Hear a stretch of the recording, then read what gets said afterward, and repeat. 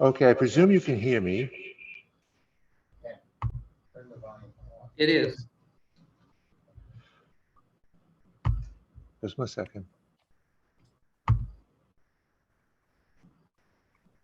Is about, okay.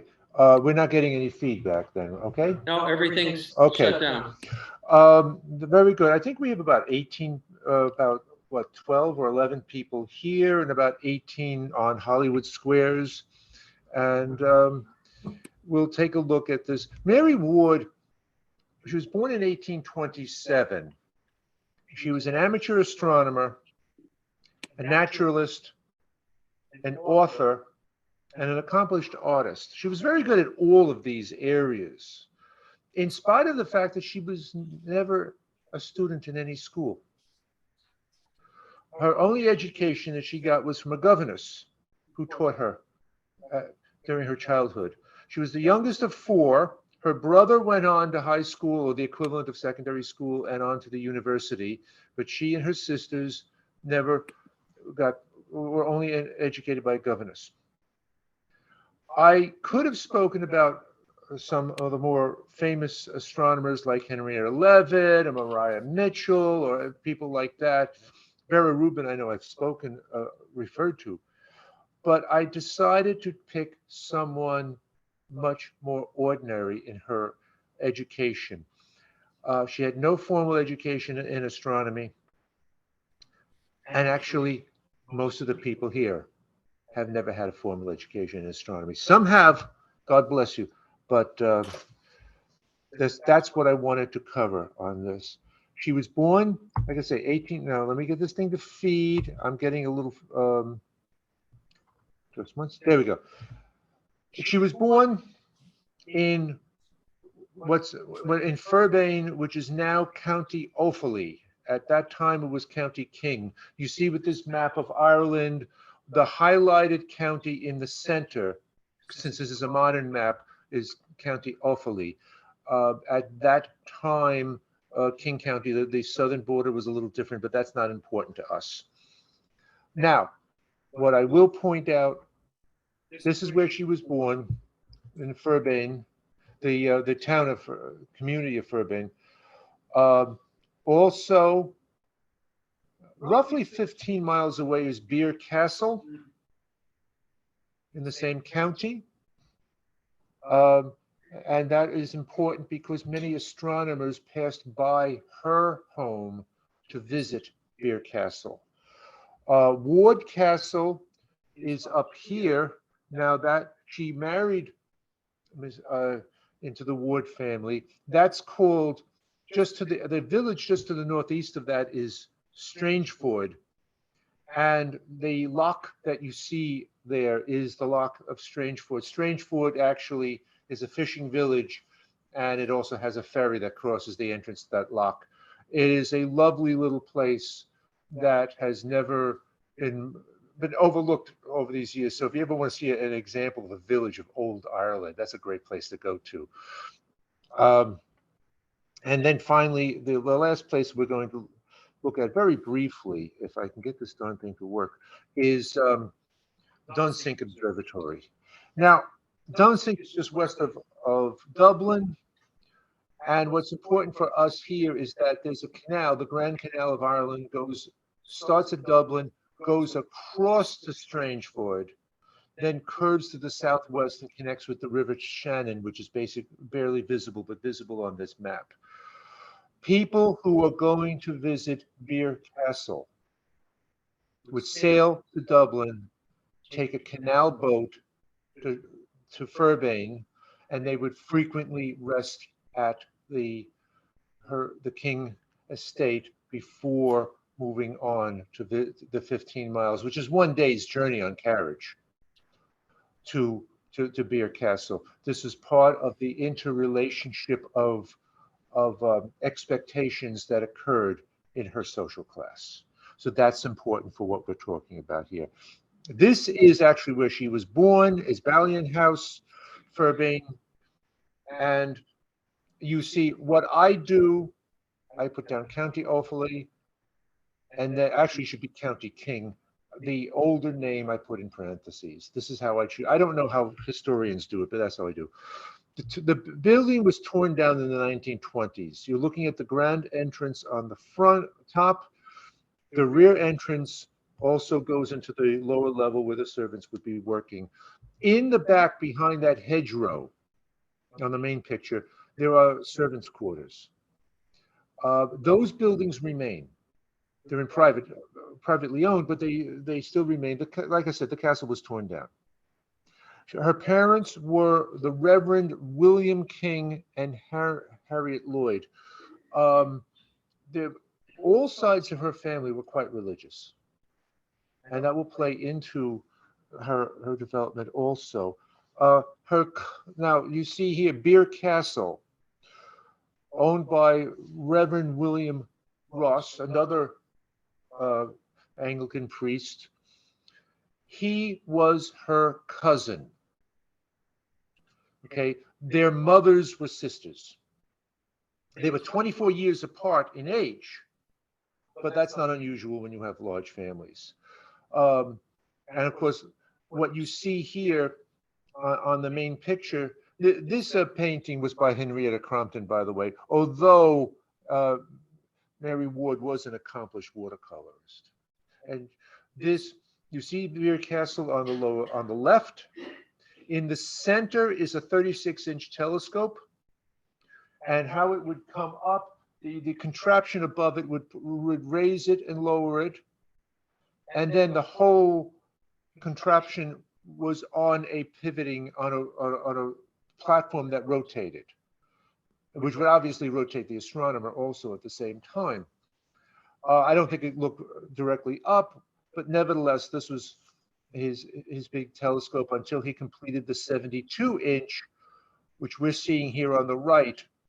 The 72-inch only had limited ability to go right and left. It could go from north to south, but very limited ability to go right and left. What you're seeing here is a group of men, workers, installing one of the two mirrors that was on the telescope. They would swap one out so that it could be polished. It was made of brass. It could be polished and figured. The Mary Ross, the wife, was 10 years older than Mary Ward. Okay, obviously there's a considerable difference in age between husband and wife here. She was also an amateur astronomer. She was also an accomplished photographer who helped advance the field of photography, which is in its infancy at this time. She was also a blacksmith. Even though she had a title, she was an accomplished blacksmith, and one of the gates on this, because this estate is now a museum, you can see a gate that she made as a blacksmith. She apparently made parts for the 72-inch telescope. They don't know which parts. She was a humanitarian. During the Great Famine, which was 1845 to 1847, she employed over 500 people to do work around the castle, just so that they could earn a living. So she fed thousands. This is a very emotional thing to discuss in Ireland, because Ireland during the famine was a net exporter of food. And all people had to do was, share their wealth. And there was no shortage of food. Mary Ross photographed the telescope when it was being constructed. Mary Ward painted it under construction. These recently, when the telescope was restored, these paintings and photographs are very important because the plans are gone. Like I say, now it's a museum. This photograph was taken in 1885. The first light on the telescope was February 15th, 1845. Mary Ward was 17 years old. Oh, by the way, in the photograph, can you see the 5th Earl of Ross, the grandson? He's at the eyepiece, at top. You get a scale of that's why I love this photograph. because you get the idea of what the telescope was like and the whole scale of the whole thing. In the upper right is one of the mirrors in the museum. Like I said, it weighs 3 tons. And you see how the telescope worked, how it was necessary for the person to climb a ladder, get into a platform with the gates open, then raise up, and then he got onto those stairs. And well, that's how they use the telescope. I've never heard of a telescope with these walls on either side of it, holding it together. I think this was a unique design, but it was the largest telescope in the world for 72 years. That is it held that title longer than any telescope in history. When it did have first light in February of 1845, Mary Ward was there. It was a terribly freezing day, sub-freezing day, and she was the trooper. She went there and she did climb up and look through the eyepiece on that first night. Now the next building we're looking at is the Ward Estate. I cannot do justice for this. This place is more grand than anything I've ever seen on Long Island or Newport, Rhode Island, or anything else like that. But remember, this was in a wealthy family for many generations. It is, by the way, the towers, those ancient buildings on the lower left, were actually used as a backdrop of the Game of Thrones TV series. So I thought I had to put that in. Okay. The mansion is now, the estate is now a public park. The mansion is now a museum. The grounds, the facilities can be rented for weddings and other events. And all of this begins to sound very familiar, doesn't it? This is Strangeford, the eastern part of Northern Ireland. This is the Ward Estate, Castle Ward. There was a question. So what was the question? I do not know where they got their money. There were several. I believe that Beer Castle was started by an Anglican bishop, but I'm not certain how anyone got their money. They were landed gentry, so they got money from the land from the work of others. But other than that, I don't know if they were awarded estates for work that they did for the crown and then just got wealthy that way. I don't know.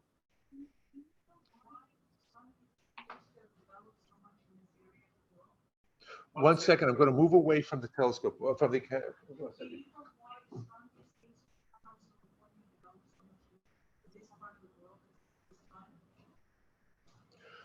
Okay, the question is, why did so many people in this part of the world get interested in astronomy? Cultured people of a certain class showed their interest in science in a variety of ways. So, for example, some people developed natural history museums in their homes. We have one here. And actually, if you look at the Metropolitan Museum of Art or the Museum of Natural History, this started with private collections. It was not unique to Great Britain. That's all I'm going to say about that. This is normal. Artworks. And the fourth thing I wanted to point out, there was a made-for-TV movie that came out in 2015. I don't think it's been shown in North America, but it's, if you see, Mary Ross and Mary Ward became quite close, even though they were 10 years apart in age. And this thing came out, it called Ladies of Science, and therefore that's how I changed it to make the title for this talk. I believe that this is supposed to be, well, the backdrop, of course, is a photo, but I believe the foreground, this woman, this is at the Dunsink Observatory outside of Dublin, in which case this would be the Grubb refractor. It's a 12-inch refractor made by Grubb. Now let's go on. There's another still from the movie. As I said, she was the youngest of four, and the governess that was there apparently encouraged them both in the sciences and in art. So this is a wealthy family. They could afford to hire a very fine and accomplished governess. By the age of 3, Mary was creating an insect collection. it shouldn't be a surprise when you figure that she had older siblings doing the same thing. She developed an art. Again, her sisters became uh, good at art, but with Mary, this really took off. I don't know how old this actress is supposed to be, but clearly she's portraying Mary as a child. You see above her on the mantelpiece a doll, another toy on the extreme right, but also showing her very fine artwork. She used a magnifying glass. She actually had more than one magnifying glass of different power, and she would examine, and you see behind her the her wonderful drawings of butterflies. Later in 1845, when the weather was warmer, James South stayed with the family because he was on the way to look at the 72-inch telescope. Remember how I was talking about the canal and how people stopped by? That's why I did that, to explain there was a constant, um, a lot of people visiting on the way to Beer Castle. These were scientists and other educated people. And what would happen was Mary, she was 17, showed Mr. South her collection of artwork. Now, James South was not just an astronomer. He was one of the founders, and he was the first president of the Royal Astronomical Society. By the way, Lord Rosse became the second president 3 years later. He, South was known for his double star work. He did a lot of it with Herschel and a lot of it afterwards. But there was this constant parade of astronomers who came into the King home. And so she pushed to get articles, and eventually she became the third woman to be on the mailing list for the Royal Astronomical Society publication. Now, Queen Victoria was #1. So you could say she was #2. Very knowledgeable. And when she was showing South her artwork, she was not flirting. This was also an expectation that would have occurred. She's the child, she's learning, she's showing her development, her culture, her education. So this was expected, but she did it well. James South was so impressed, he went to Mary's father, the Reverend King rather, and recommended that he buy for her a microscope. Now, when someone of South's importance says this, you better do it. And so he brought her what is considered to be the finest microscope that was in Ireland at that time. Made by Ross, it cost 48 pounds sterling at the time. You see it laid out over here, and then Mary's drawing of it on the right. Came with many, many pieces.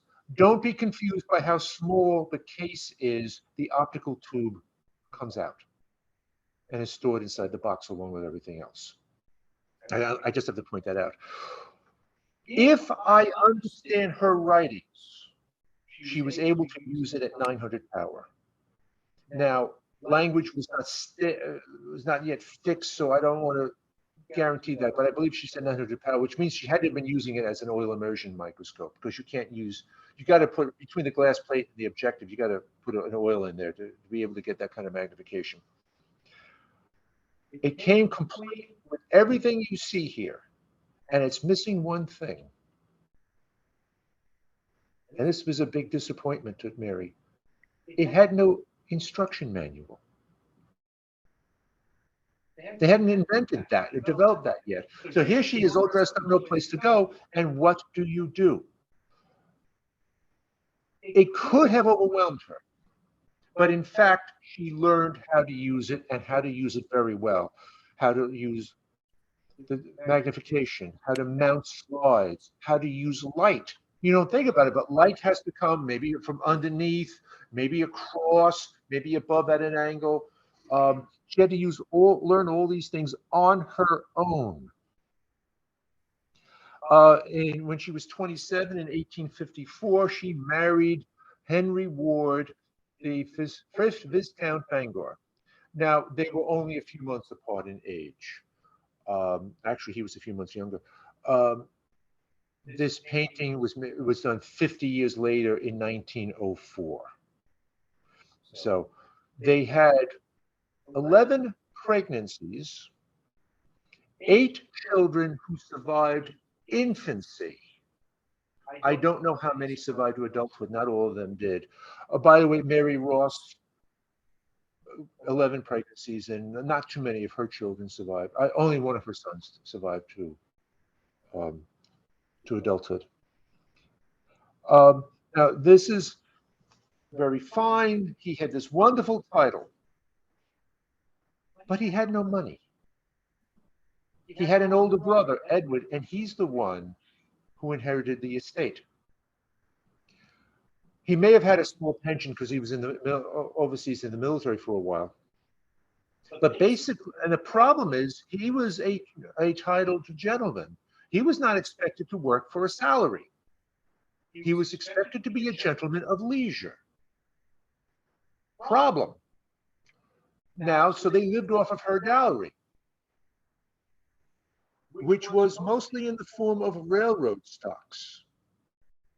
Now, I don't know if you're aware of it, but sometimes stocks go down in value. I know it comes as a shock, but this is true. Okay, it happened. And especially when you're investing in the latest, greatest industry that just made a lot of people rich. Haven't we seen that story before?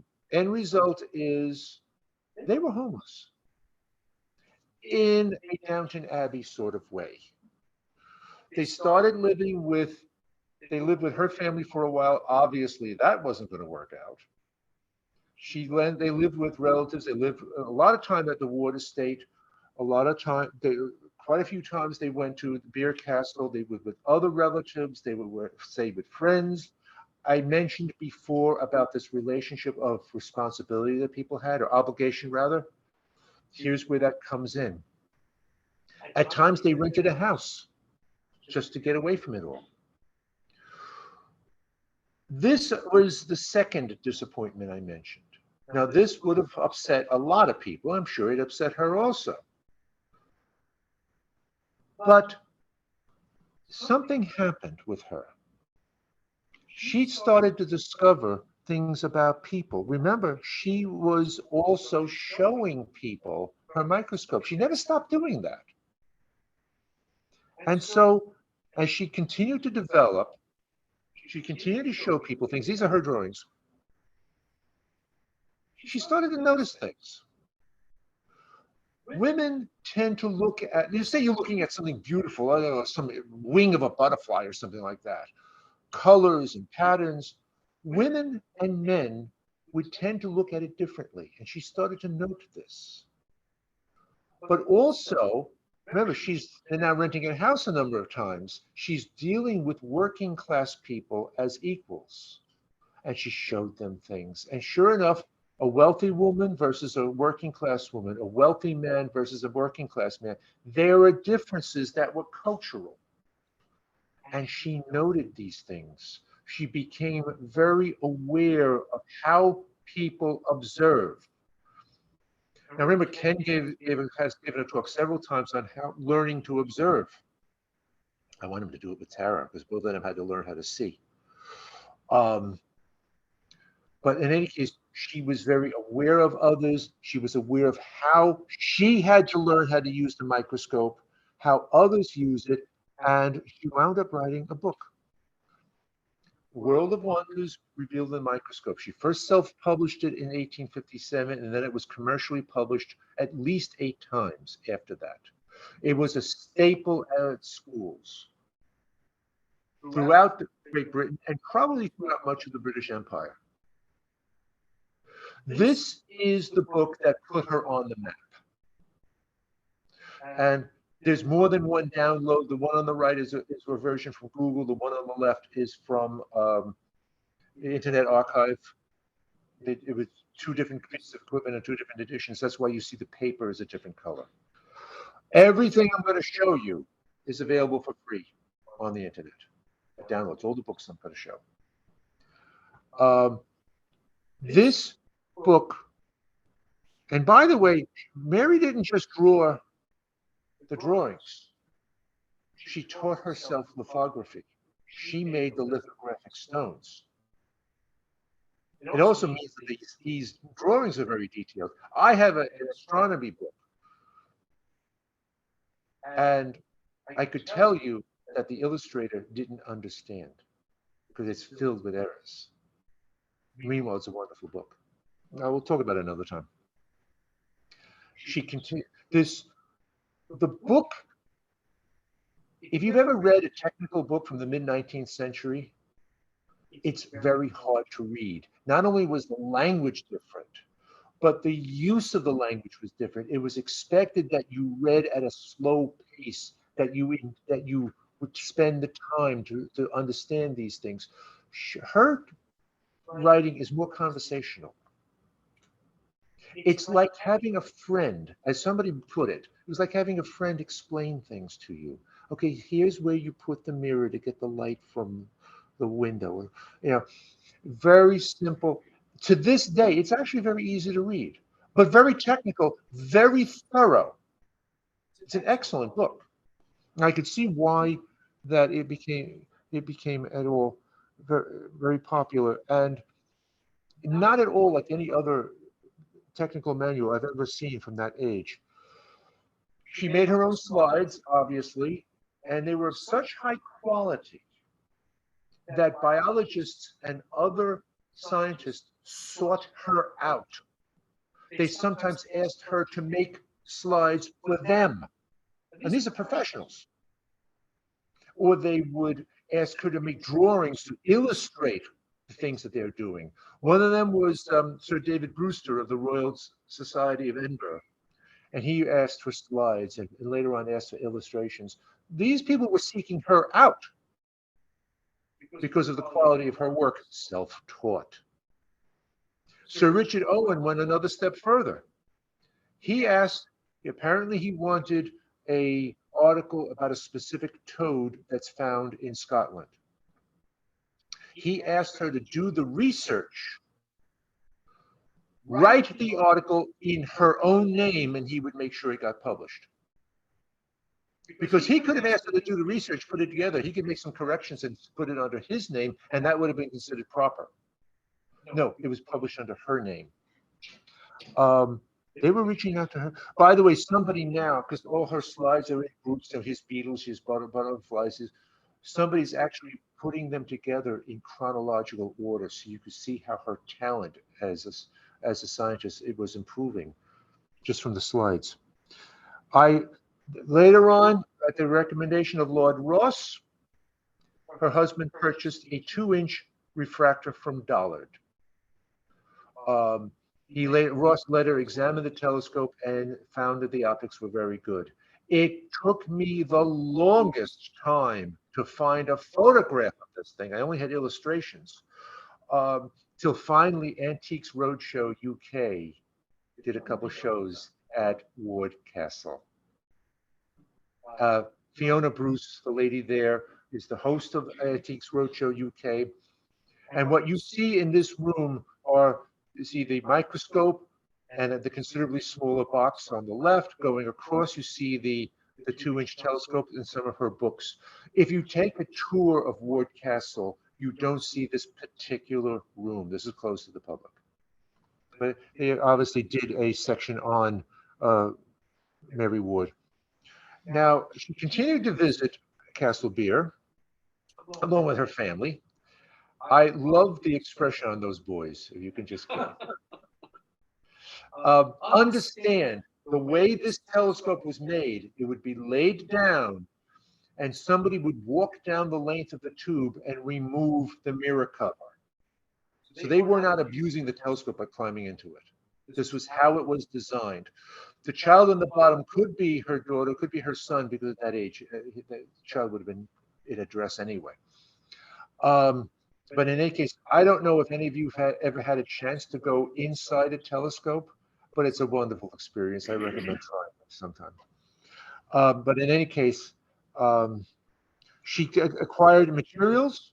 This is a Beer and Muller moon atlas, and this is only one page. There's other pages that have sections of the moon. It's really it was considered to be the top atlas, or one of the top atlases of that time.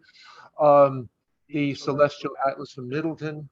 Now, this not only was a very beautiful atlas, but it had an unusual factor. It also showed the night sky painted black with the stars white, so that you could hold it up to the light and see what the sky looked like.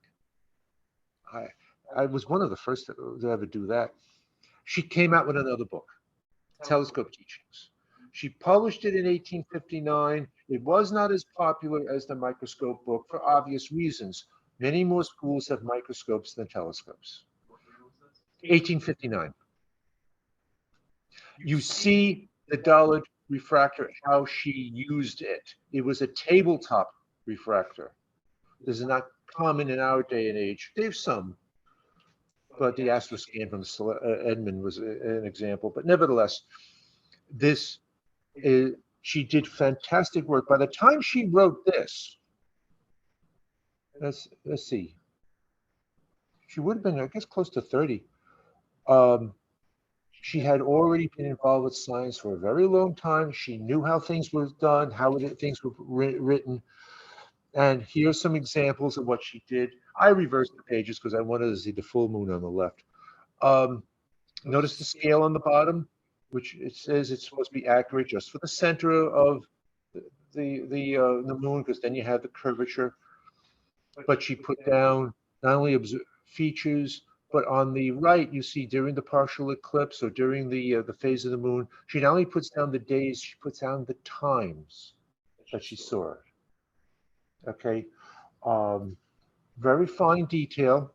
But if you look on the left, I wanted you to see that the scale is in minutes of a degree, by the way. And then above that, the top part of the scale, you see miles. Moving on, you see how, again, you see the scale on the left, many of her lunar features.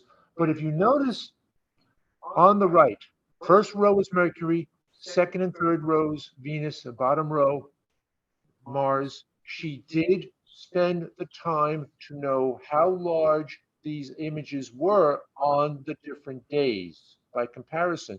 Photographically, you could do this automatically. Just use the same equipment. But to be able to do this, get all this detail down by hand, it takes a lot of concentration. Obviously, her views of Saturn would be quite good, including she correctly shows the different phases of the rings. She didn't show the Cassini division, but I don't know if you could catch that with a 2-inch very easily. On the right is the Pleiades and the beehive. Below the beehive is how it looks like with the unaided eye.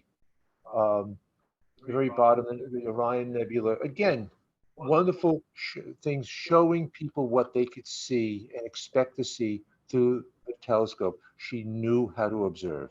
She knew how to observe patiently. Again, getting back to what Ken said, you have to learn how to observe. She did spend time with transient phenomena. She correctly showed this bolide, the ion trail behind it, and how the appearance of that, the star patterns are correct. Notice she showed the light reflecting off of the water. That's astounding. I mean, really. She had to really be able to observe and understand what she was observing.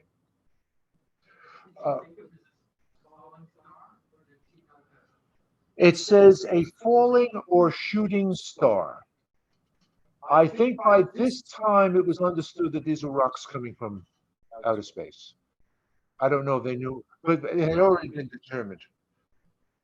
I don't know what her access was to that level of knowledge, but if she read the Royal Astronomical Society journal, she had to be on top of the latest developments in this area. So I'm sure she was aware of that, at least as a theory.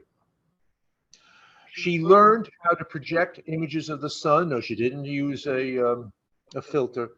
And then she explained in her book, you would make a hole in a curtain so that you darken the room as much as possible so you get all this fine detail. I will point out that the ninth and the 10th image were morning and afternoon of March 20th, 1858. I'm pointing that out because you're seeing the development in sunspots in a few hours. And as a matter of fact, this is strictly March of 1858. You're seeing sunspot patterns develop along. Now that I point that out, you'll see how patterns develop along. And then what she did was to point out some of these in more detail. Again, the lower left and the center bottom are a few hours apart of the same day, but starting at that same sunspot pattern goes across the last two lines. And you said, this is all you need to do to give a course or a lecture on how the sun works, how the sunspot patterns work. Absolutely fantastic work. You see in the middle that or the top also how particular spots changed.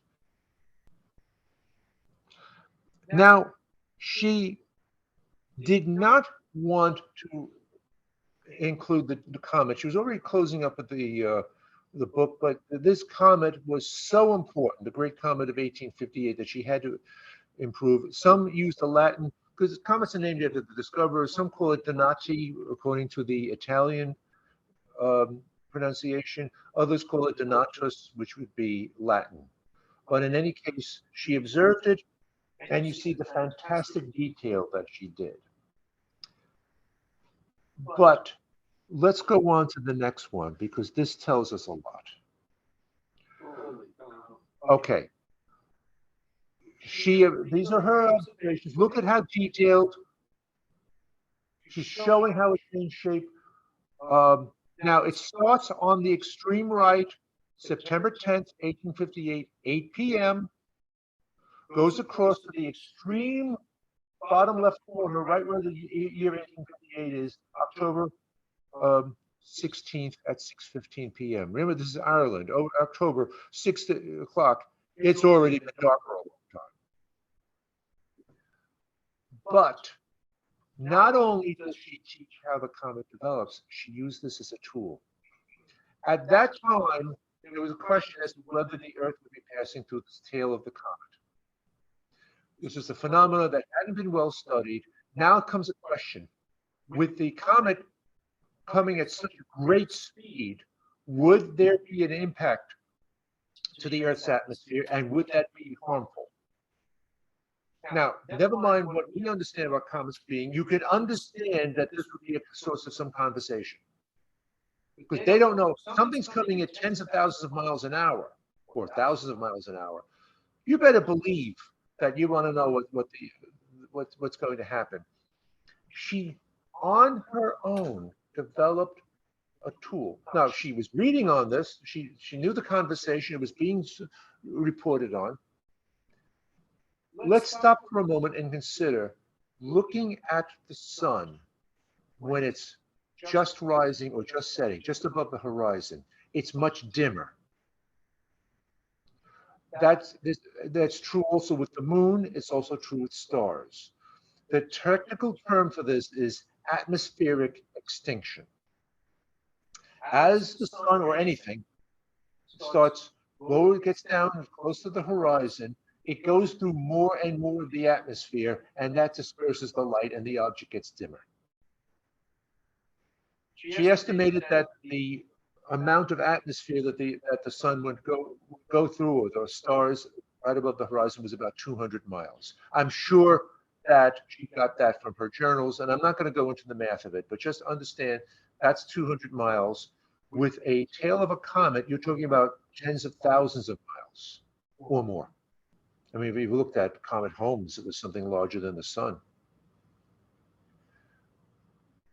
Well, if you look at the sky, if you look at two stars that are the same brightness, and the comet passes in front of one of them, what kind of atmospheric extinction will you experience?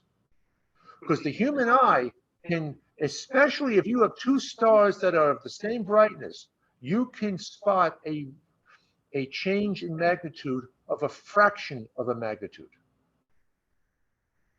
The human eye, as long as and it has to be done without a telescope. She figured out a test that doesn't use a telescope. Interesting. That's why I wanted to talk about Mary Ward. The end result was she noticed that when the tail passed in front of a star, there was absolutely no change in the brightness, the apparent brightness of the star. This is an extremely, extremely precise measurement done with just a plain human eye. If you've never done science with just a plain eye, there was a series on PBS for a while, The Ring of Truth. And the host did very precise measurements. This is a number of years ago, with just, like he measured the size of a molecule using a tablespoon. He measured time to within seconds using a stick. And he went on like that. It was a wonderful series, miniseries. This worked. And she was able to prove conclusively that the comet is so diffuse, it's practically a vacuum. And that when it interacted with the Earth's atmosphere, there would be no effect whatsoever. And she was right.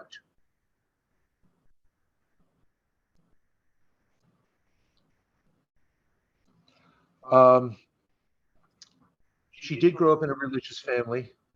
Her faith was found in a lot of her writings. On August 31st, 1869, 153 years ago today, which is why I asked for this date for the talk, Mary Ward became the first person in the world, not just the first woman, the first person in the world to die in an automobile accident. She was 41 years old and left 8 children.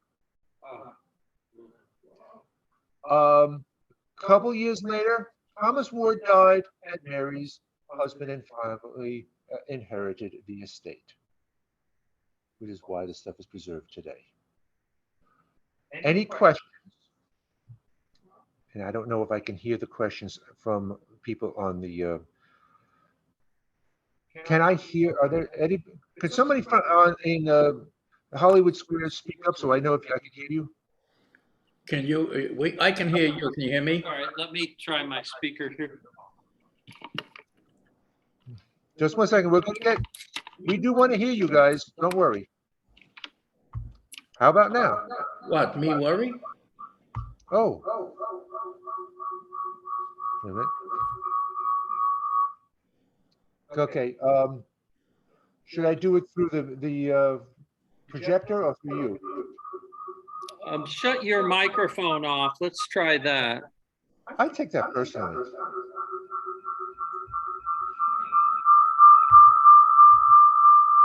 No, shut yours off. Shut yours off. But then we can't hear anything. Can you hear me now? Speak up. We can hear you. Can you hear us? Okay, yes. Okay, we got it.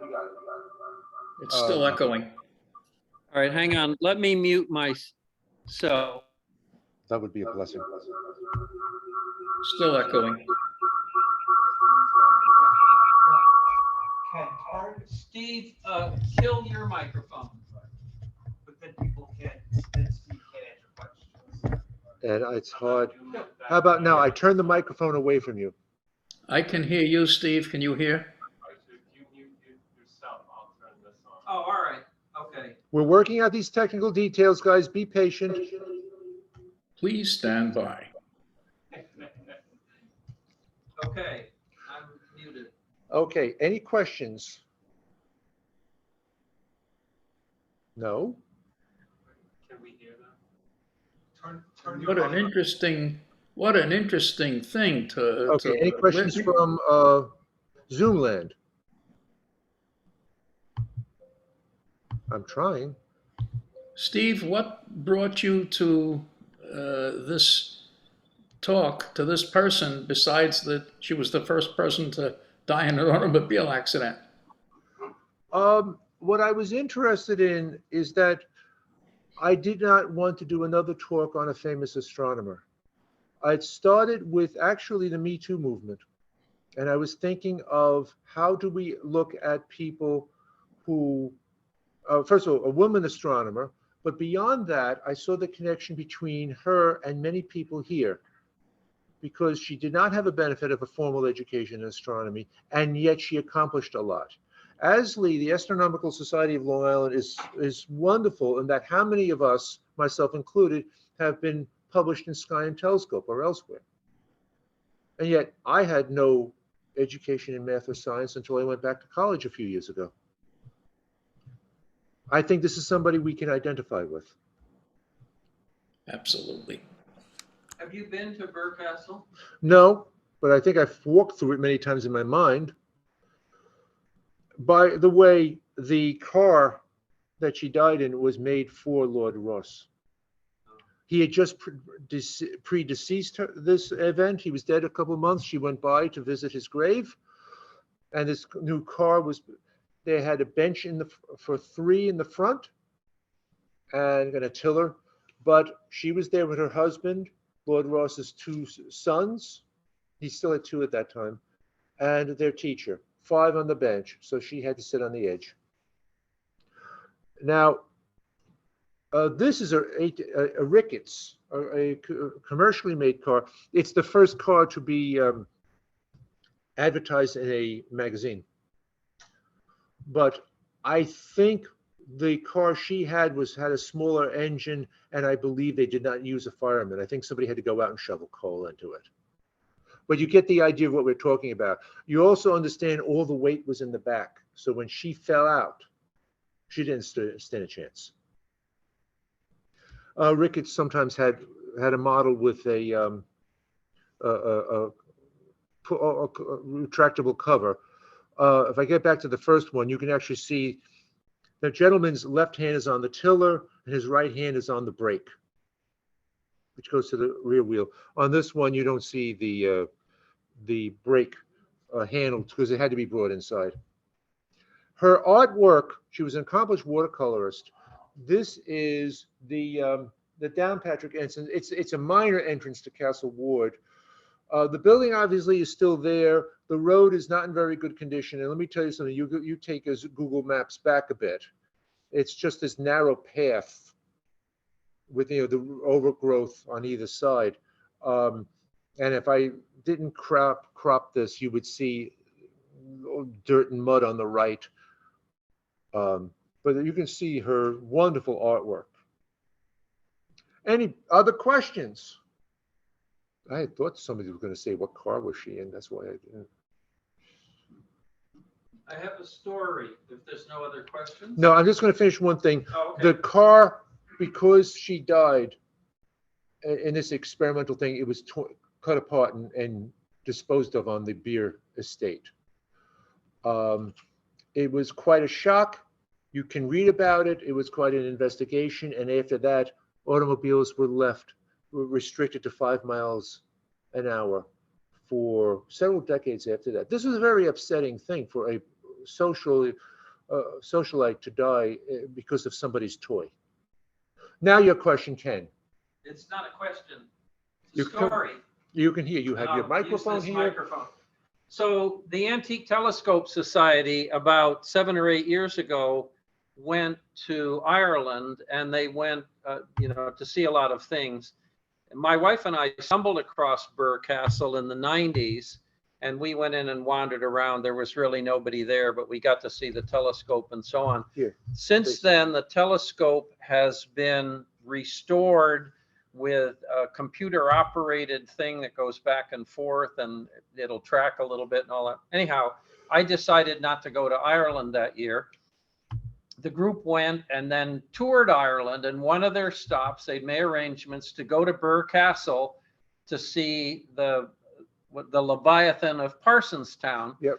And the Antique Telescope Society has a medal which they had made in a foundry. And unbeknownst to the 7th Earl of Ross, they were going to present him with a medal. So 20 guys, 25 guys show up in polo shirts and the rest. They tour the grounds, they get the grand tour, they see the museum and the whole rest of the thing. And then they meet the Earl and they present him with a medal. Well, the deal is the Earl loves medals. I mean, that's like, and he is so taken by that. He said, you know what? I want you all to stay for dinner.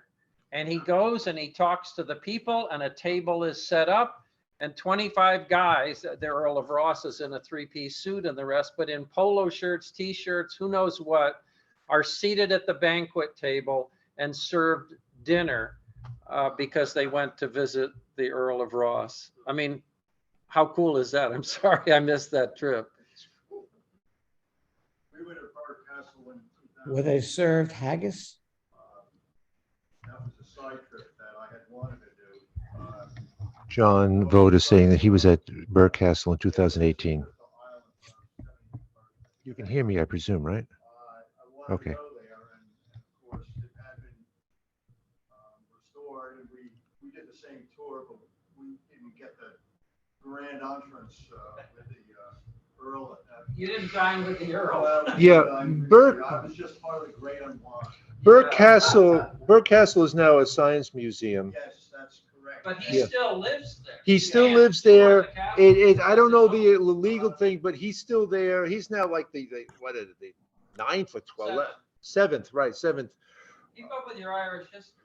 Well, I do my best. Interesting note was that Mary Ross's photo lab was reconstructed. And Yes. in the museum, all her original wood.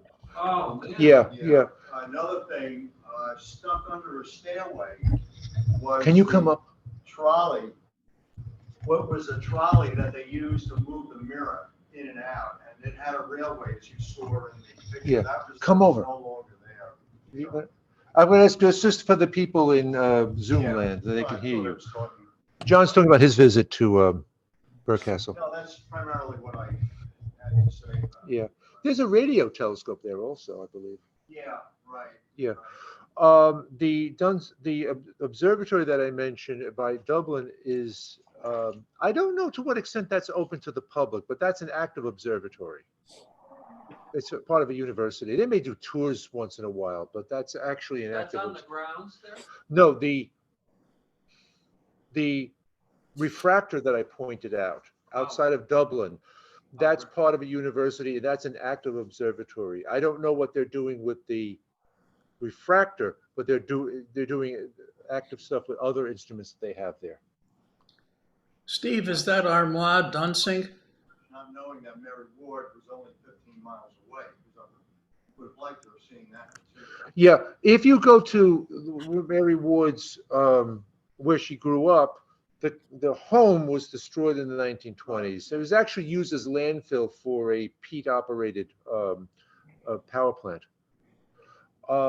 The servants' quarters that were behind that hedgerow are still there. One recently sold for 400,000 euro, even though they're attached.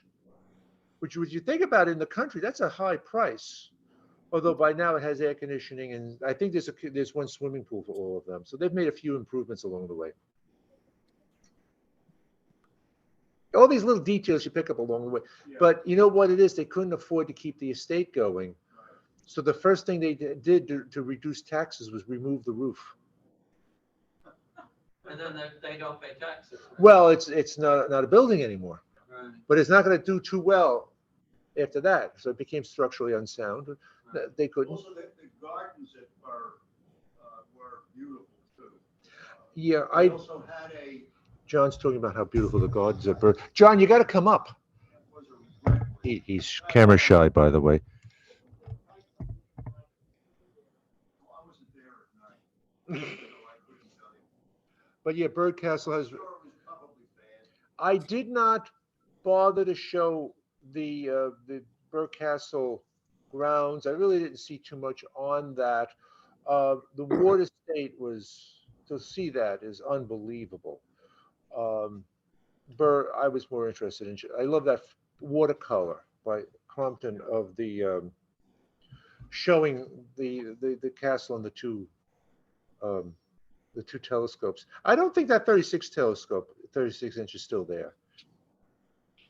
You can, but that was That was the one in the distance. in the distance where the telescope went up and down altitude, and then it was on a Yeah. platform. I So don't, the whole I don't platform believe turned. that's there either. If that was all wood, you Yeah, probably just what- cut it up over time. What Lord Ross learned how to do, because they could not cast a single piece of brass like that. They cast pieces and somehow joined them together, layers. I don't think he was using arsenic. He was white brass, but I don't know. As far as I knew, the mirror was made out of speculum, Yeah, but was it not of brass. speculum is white brass? But it's also got arsenic and antimony and some other. Tin. Yeah, No, because that's- okay, maybe he was still used because that quite a few people died making mirrors for people. Yeah, they suffered one explosion that I worked. Yeah. Speculum But is tin, today, antimony, and white copper. brass is still made. If you look at an orchestra, some of the brass instruments will be white. I even asked, there's no difference in sound quality whether you use yellow brass or white brass. Hey, they're professionals I'm talking to. They know. Hey, Steve? Any questions in TV land? Yeah, Steve, this is Angelo. Hey, did I'm she gonna mentor try- anyone? A question. Rangelo, 1 second. I'm sorry. We dominated this whole thing. I'm going to try to get you up. Okay, Angelo. Did she mentor anyone? Did any family members sort of follow in her footsteps, either with the paintings or the microscope or the telescope? Did anybody else use the microscope or the telescope? Or Well, did she mentor anyone? Did anyone follow in her footsteps with those interests, perhaps? Or I'm not aware that she mentored anyone. And by that same token, remember, they were homeless. They were moving all the time. Well, that's I don't true. think she really had that opportunity. She did introduce a lot of people. Hmm. Okay. But no, there was no mention at all of any particular close relationship with another student or somebody like that. Okay. Anyone else? Because we dominated this here with the live. I want our Hollywood Squares to speak up now. Yeah, this is Bob Stanton talking. I think it's remarkable that in that age, she was actually given credit for the work that she did. You know, typically you would think that, okay, she would do the work and some male would get the credit. Yeah, the only thing I can say is we hear all the bad stories. We hear the stories of the women who did so much work and the husband or the boss or somebody else or the professor got credit. No, it wasn't universally that way. But she got credit and she was much appreciated in her time. Well, it's to our benefit, looking back at her work, that she actually did get the credit for it. Yeah, I'm bringing you closer to the audience so you can be heard better. Was there any sense that she Speak up. got income from her books? She got income from her books, but if you remember, we've had authors come here and they'll tell you that they don't make a lot of money on that. Right. Okay, so I don't know. There was no mention of any large amount of income. I'm sure that when she did work for other people, that she was paid something, at least some of the time. But this was never a major source of her income. Thank you. Questions again? No? I'm just checking the date on Stellarium for when she did her moon drawing on April 16th at 8 p.m. 1858, and it's exactly. Okay. That's cool. Now, Dave just showed us Stellarium when she did that moon image, the date and time. Remember that Wow. one in the book? And here it is. Absolutely. Well, of course, she was very, very good. We can pass this around here, but and then all the books, the atlas, her books, all of her books, they're all available for free download. She did write a novel at one point, which wasn't all that great. didn't go over very well, but nevertheless, she was quite a remarkable person. I thought it was important not to say that there's people like us who have done maybe not tremendous work, but you know something? A journey of 1,000 miles begins with a single step. Accomplishments, sometimes great accomplishments start with little steps. And many of those little steps were made by ordinary people pursuing things. Anything else? If not, I'll turn this over to discussion. Thank you.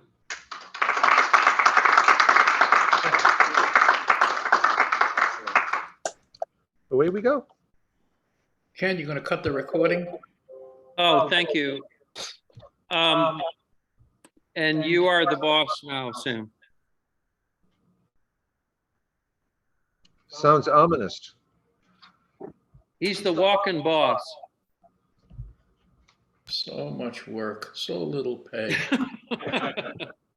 Anyhow, I'm bailing out, so good night, everyone.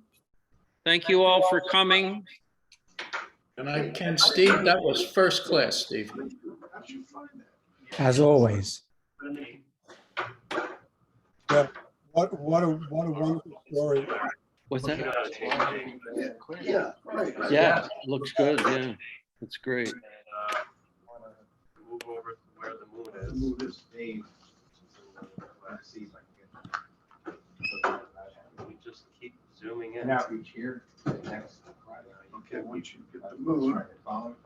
Yeah, And it brings up the bio, if you will. I have to That's see all what's I did. going on. Fridays are a tough night You know. for us. You can click on the object and see how old the moon is. But maybe, maybe Yeah, there's but what I other like to people see who too- have. Now that you're going to be retired, are we going to have a party? What other constellations Right, are visible? right. You get the complete Oh, I don't think so. Right off into Use it, picture. It's great. It's It'll be wonderful. almost yeah. full. Especially the laptop or Yeah. desktop. Yeah, the desktop version. Good night, everyone. Good night. Thanks, Steve. Oh, you got quiet. Oh, Sam, to kind of qualify what I was saying about that cooling, right? I was wondering what they can test it separately ahead of time, not, kind of start 2 days before the launch.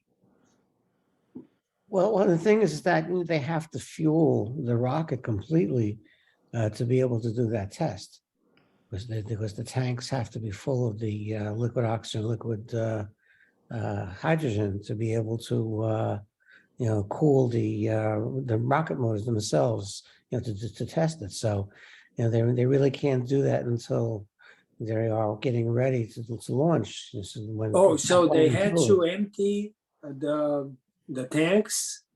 Oh, yeah. Ooh, Yeah, when they scrub the launch, they have to empty everything. But the reality is, in order to cool the engines, when you have a full tank, rather than vent it high up to the atmosphere, they're allowing some of it to leave the tank at the bottom to pre-cool all the metals in the engine. The other thing to remember, and I got like a 70 megabyte thing that I had downloaded, a whole manual of stuff on Artemis, but every single thing in that entire rocket, with the exception of the capsule itself at the top, everything has been previously flown many times. The particular engine that they had issues cooling is on its 10th attempt. These things flew on space shuttles and so on. In fact, we heard a short talk when we were sitting there waiting by an astronaut who had been on, I think, the last shuttle mission, 135, whatever it is.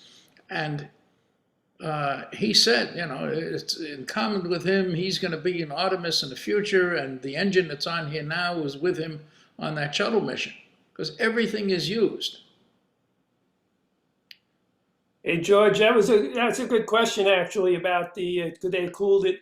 I think I heard them say that in one of the prior wet dress test, where they actually had it loaded, they couldn't get to that step where they could fully cool the engines down Right. because they had a leak on something. Right, and But it they never turns really out, tested that. right, the So- same flexible coupler, it didn't leak when they tested it with helium, but with hydrogen. So I remember saying, Joel, I think you heard me, I said, yeah, we need to get, like larger hydrogen molecules so that they won't escape the little holes. So the intent was actually to test that. Yeah. So I think the intent was to do that test in the last wet dress. But since they didn't do it, the question became, do we do another wet dress or do we just roll it into the launch? They tested it, right? But it didn't seem to be a problem once they futzed with it. Well, what They is cooled the engine normally down. they start that engine cooling 4 minutes and 40 seconds before you count down 0. But this time they started it, a couple hours earlier because they had not tested it before. So they wanted to run a pre-test basically before they would actually need to use it. And that's when it was discovered that something was wrong.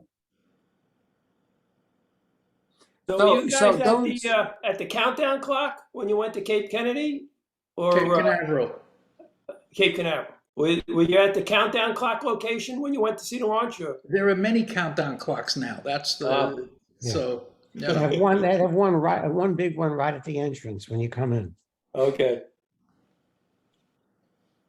So this rocket, I mean, I understand there are parts that have been used before, but the rocket is not coming back. It's not landing back or, that's correct. Nothing is coming back except the capsule at the top if all goes well.